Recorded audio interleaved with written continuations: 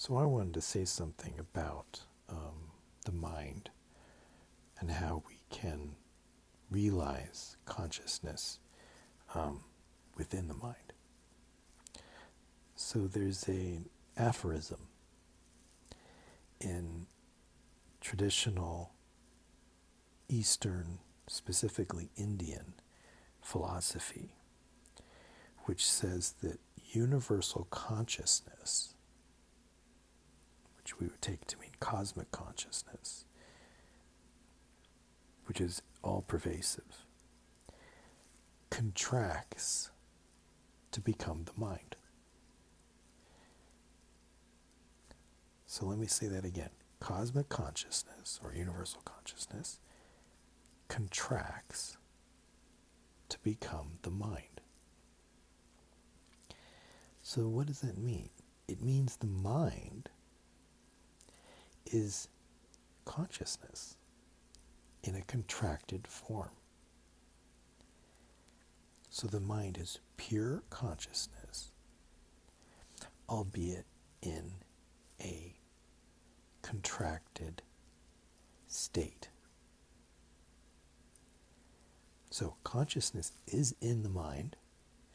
It makes the mind function,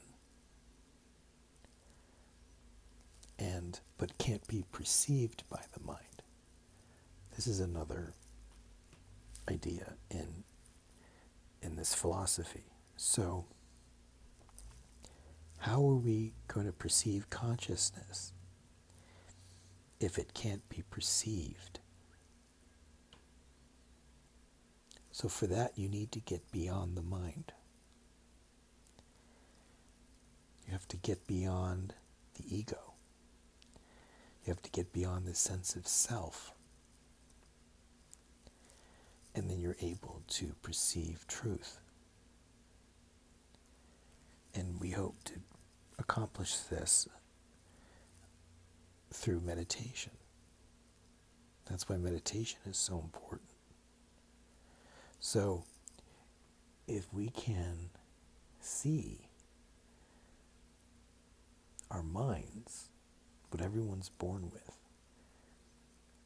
as a part of consciousness, then we can realize and try to see truth.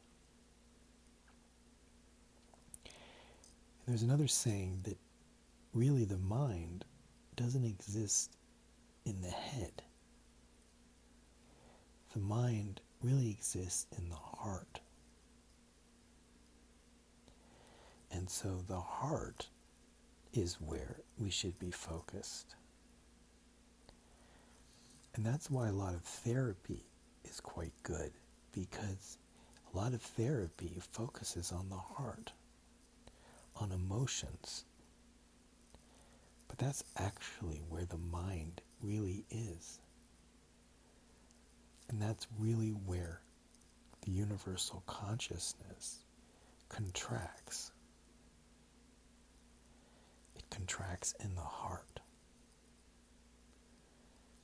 So Muktananda would say, God dwells within you. So meditate on your own inner self. God dwells within you as you. So meditate on that. Honor that. Worship that. Bow to that. This is what Muktananda said. So it's not just, according to Muktananda, to realize the self within. You also have to take care of it. You have to be humble towards it. You have to bow towards it. You have to be honoring of it. You have to be a servant to it. You could be a servant to an outer teacher, the guru. But really, we should be trying to be servants to our own inner truth, our own inner self, which lies just behind the mind. So meditation should be meditation on one's own inner self. Not the outer deity, but the inner deity. That's the practice, according to Muktananda.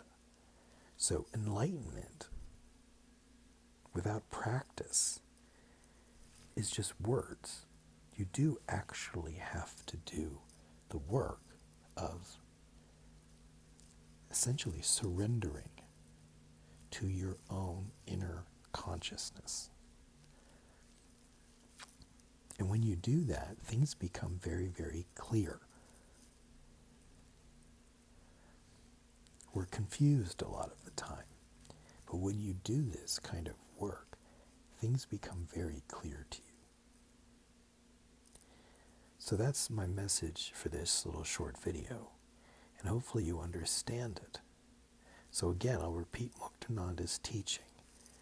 Meditate on yourself, worship yourself, honor yourself, bow to yourself.